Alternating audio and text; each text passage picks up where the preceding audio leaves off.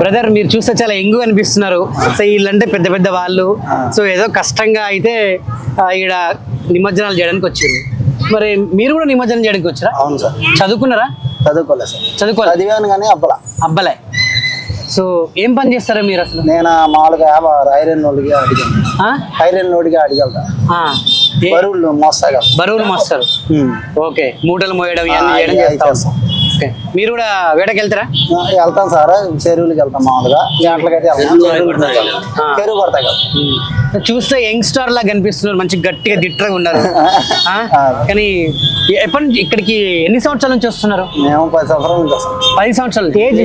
నా ఏజ్ 25 అంటే 15 సంవత్సరాల నుంచే వస్తున్నారు మీరు. గ్రేటే మీరు. ఇంతప్పుడు పిల్లలు వచ్చిన ఉన్నారు సార్, ఇంత నుంచే వచ్చారు. ఎందుకు అంత కష్టం ఎందుకు మీకు? మరి కష్టపడితేనే కదా సార్ మన ఫలితం. వ్యాపారం చేసుకుంటాం సార్ మా ఊర్లో అయితే.